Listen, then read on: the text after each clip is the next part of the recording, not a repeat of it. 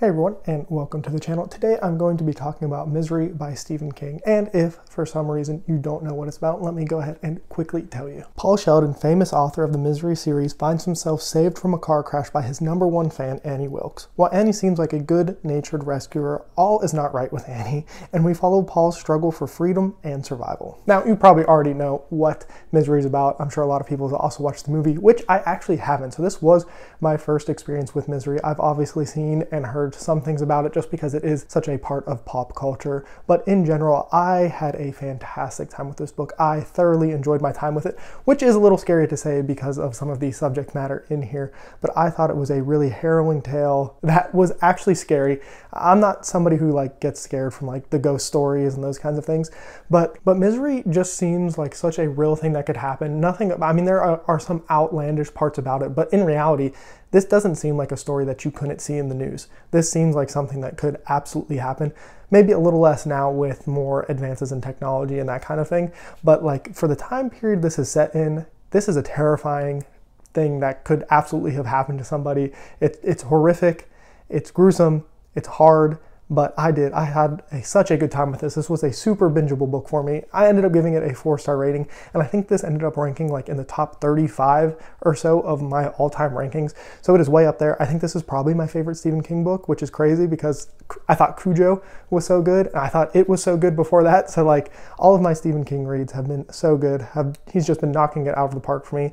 The weird slice of life we get here, it's hard to even say that about this book, but it's true. You just are with the characters, which we'll get to in a little bit. But yeah, just overall had such a good time with it, and I'm so glad that I read it. So let's go ahead and get into what I liked about it and what I didn't like about it. And spoiler, I don't actually really have anything I didn't like about it. So we're going to talk about the story structure, the prose, the plot, and then the characters. And I'm just going to kind of throw everything that I liked and didn't like inside of those couple categories. So let's go ahead and first start with the story structure / prose. I'm just going to kind of combine those into one thing.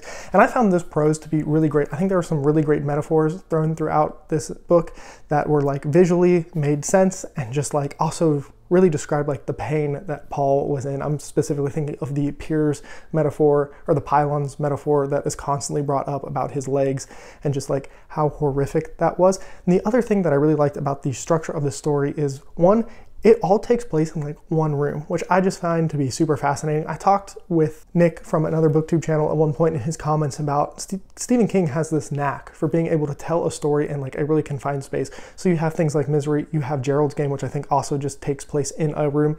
Even Cujo to a lesser extent, because a lot of things happen outside of the car, but so much of it does happen when they're just trapped in a car. And I'm sure there are more examples. I'm not very well versed in Stephen King, but just his ability to do that and set up a story that flows so well, is compelling, has so much tension throughout it, in such a small space, just really shows his command of writing and just his storytelling ability. Another thing that I liked about this story structure is, obviously Paul is a writer, and he's kind of been trapped by Annie to write a story for her after she sees or gets to the ending of the last Misery book and realizes that that series is going to be over now. She absolutely loses it. And I just thought it was really interesting. I was not expecting to get actual writing from this fictional story in a story. It's a little meta, and I don't know if that's what King was going for. I know there are some strange reasons he wrote this book. I think he got a lot of backlash from the book he wrote before this, and this is his letter to fans about how cruel they are, and I think he had a lot of emotions about that. I actually haven't looked into it too much, but I've heard that floated around before. So maybe I'm spewing something that's wrong, but that's what I've heard.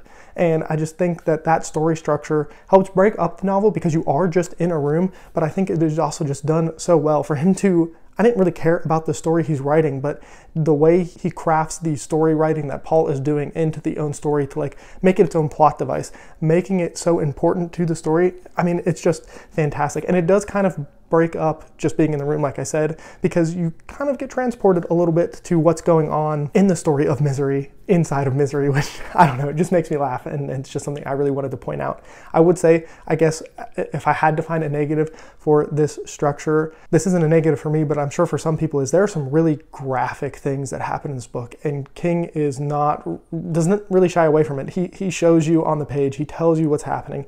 And for me, that was a huge positive. But for some people, I put it in this section because I know some people can't stomach that kind of stuff. There are horrific things that happen in this book that had me squirming charming while I was reading it, and I thought it was so great. It was so well done, and I really enjoyed it, which is such a weird thing to say when you know what is happening in this book. But for some people, that probably is going to be a killer for them, because they're just not going to want to endure the things that are happening. But I think that's kind of the point of those passages. Now let's go ahead and move into the plot. And this is such a interesting thing because the plot is so simple. You have really, it's just Paul trying to survive this encounter he's having with Annie, and you have her downward spiral into insanity and just depravity, if you really are thinking about it. But they have this such interesting connection with each other that I'll get to a little bit more when I talk about them as characters individually. But like I was saying, the plot itself is so simple, but the tension that is being shown to us, how it's being built up, how just like the simplest things end up mattering. And there's like so much about it that when you think about it, it feels silly to say. It feels silly to say one of the most exciting parts of this book is somebody escaping a bedroom. But it is. And the plot, it's slow, it meanders. You don't really know what is going to happen. How can things change inside a bedroom or inside this house? And I really think it's just so well done. For King to be able to make me care about the plot that is really Paul just trying to survive by writing a story for this depraved lunatic, I mean, it's just super well done. I think if I really had to narrow it down a little bit more, the best part of the plot itself is we see that downward spiral of Annie, and we're slowly fed that information of like what happened in her past, because we know something is wrong. We know from the information we're getting from Annie herself that she feels like people are out to get her, and you know something has happened, but you don't know what it is. And it is so much worse than I initially thought it was. And that little leaking and breadcrumbs of information were given from Annie, and then obviously throughout the story as Paul explores and figures things out, I think is just so well done. And it really keeps the tension and high, and it gets it higher and higher as we go. And then the horror element really sets in because of it, because you know for sure now what's going to happen. She goes from like this questionable, kooky kind of character, and then you slowly see her get into these, manic episodes, and then you really see like the danger that she is, and it's just super well done. And so those little tidbits of information are just great. I guess if I had to come up with a negative here for the plot, it is a little slow. It is a little meandering. Personally, I don't really think you could cut too much out of here. I'm sure somebody else would look at this and be like, there's whole chapters you could just rip out, nothing really changes. But for me, I don't really feel like there was a lot of bloat here. I really felt like we got some of that slice of life, which is such a weird thing to say again for this book, because the slice of life is like being in agony and pain and like terror and fear.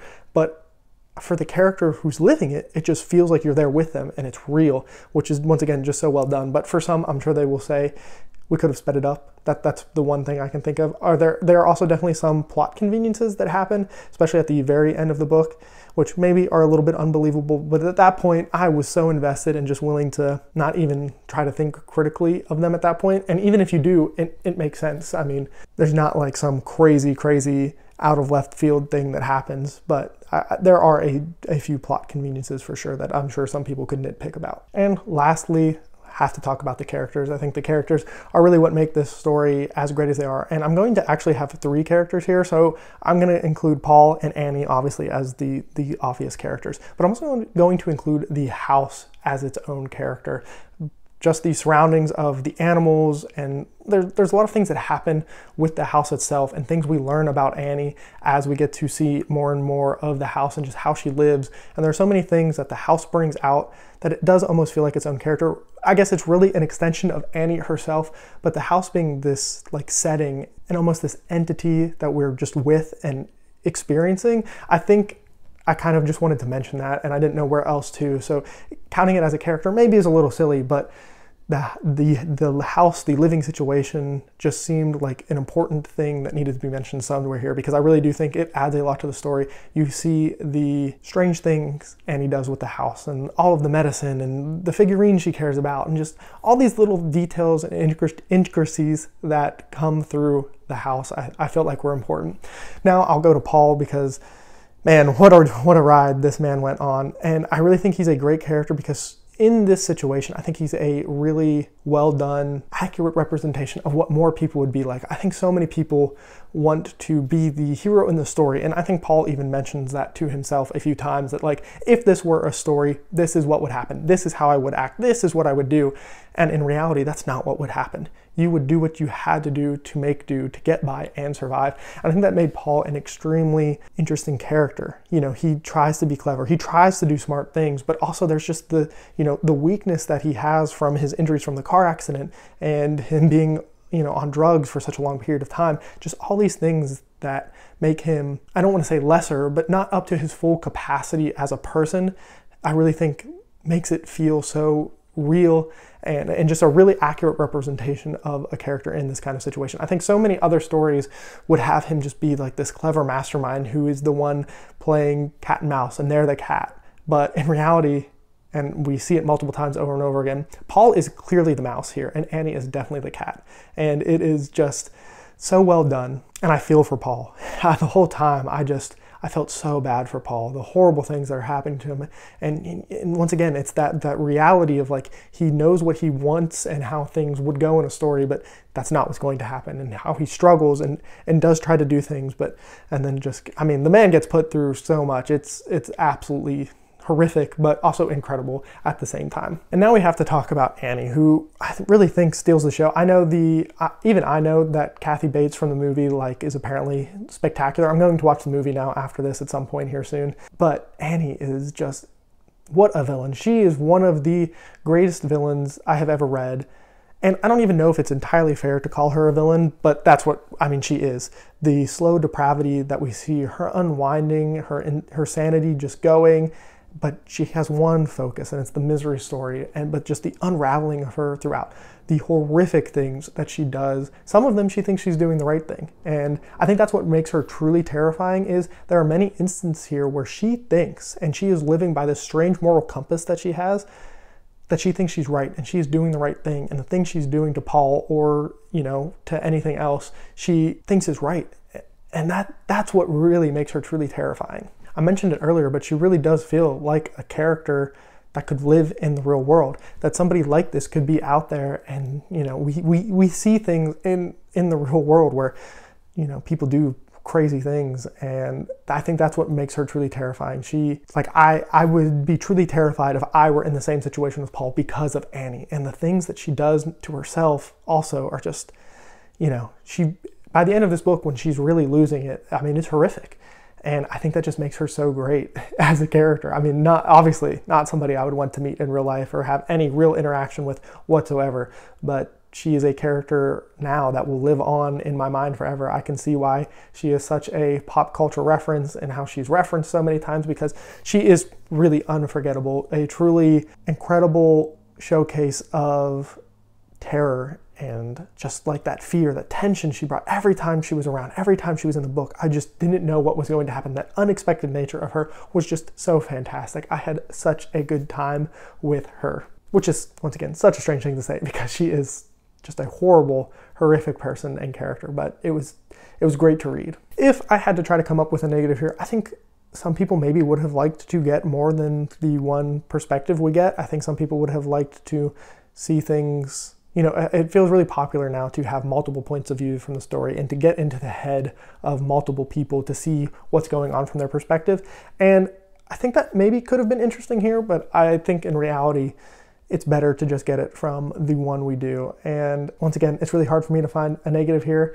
I guess you could say you're not going to want to read the horrific things that Annie does, but once again, that's more plot related than character related. I think these are two incredibly done characters that it's really hard to find fault here from King for them. But that is all I have to say here for Misery by Stephen King. Once again, a fantastic read for me. 4 stars, easy 4 stars, super high ranking book. It'll be, I mean, I said this about Cujo, but this feels like it's going to be a top 10 book by the end of the year. Who knows? Hopefully I read so many good things that, you know, it gets pushed down. But this really just feels like one of those books that is going to live with me, stay with me for a long time. Like I said, I'm also going to watch the movie. Let me know if you have any thoughts about the movie versus the book down below in the comments, or anything else you have to say about the book. And as always, have a good one.